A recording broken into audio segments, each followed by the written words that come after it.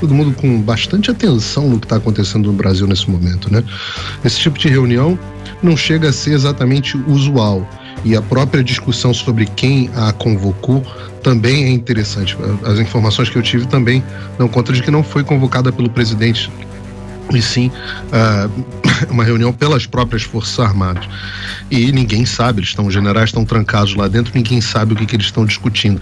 Mas eu acho que vale a gente voltar um pouquinho na história para contextualizar por que essa reunião está acontecendo, né?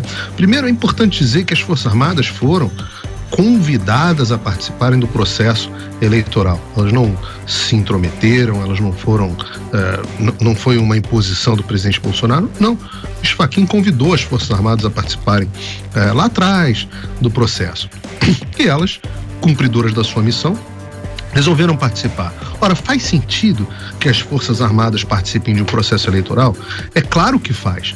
Principalmente porque, quando você for analisar a questão de defesa do país e as atribuições constitucionais das Forças Armadas, você entende que a integridade do processo eleitoral, no qual nós elegemos todos os nossos líderes, é fundamental. Veja qual seria o tamanho do interesse de uma nação, a China, por exemplo, de interferir e escolher um líder que fosse mais, talvez, favorável a eles. A Rússia, por exemplo, interferiu no processo eleitoral em diversas vezes, em vários locais, inclusive na Crimeia, lá na Ucrânia, no referendo deles. Então é normal, as Forças Armadas são... É muito importante que eles participem do processo. Também são muito capacitados. O nível de preparo do pessoal de tecnologia, do IMI, é muito superior ao dos nossos técnicos do TSE, muito superior. Agora, o que aconteceu depois disso? As Forças Armadas, ao final das eleições, apresentaram o seu relatório. E qual foi o objetivo desse relatório? Esse era um relatório de fraude? Não. Se vocês lerem o próprio ofício do Ministro da Defesa, no item 4, no ofício do Ministro da Defesa ao Ministro Alexandre de Moraes, presidente do TSE, eles dizem assim: olha, não está no escopo desse relatório a manifestação acerca de eventuais indícios de crimes eleitorais, incluindo a fraude. Então não foi um relatório para isso.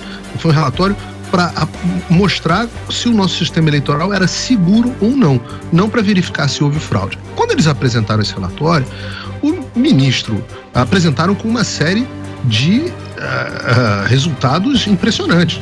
Nós descobrimos que o nosso sistema eleitoral é um queijo suíço. As Forças Armadas trazem grandes vulnerabilidades, tanto no código-fonte, quanto na compilação do código-fonte, quanto na própria área de biometria, enfim, e eles são muito duros nesse relatório, de forma técnica, mas são muito duros nesse relatório. Quando o Alexandre de Moraes recebe esse relatório, ele dá uma resposta esquizofrênica. A resposta dele é de agradecimento, ele diz o seguinte, vou ler a resposta do Alexandre de Moraes. Fico feliz, recebi com satisfação o relatório do Ministério da Defesa que, assim como todas as demais entidades fiscalizadoras, não apontou a existência de nenhuma fraude ou inconsistência nas urnas eletrônicas no processo eleitoral. Ora, o relatório não era para isso. O próprio ofício do Ministro da Justiça, do Ministro da Defesa, diz que o relatório não é para isso. E, no entanto, essa resposta é esquizofrênica. E ele ainda diz o seguinte: as sugestões que vocês fizeram, e dentre as sugestões estava uma investigação urgente sobre o sistema eleitoral, essas sugestões a gente vai ver de forma oportuna. O Ministério da Defesa respondeu hoje de manhã dizendo: não.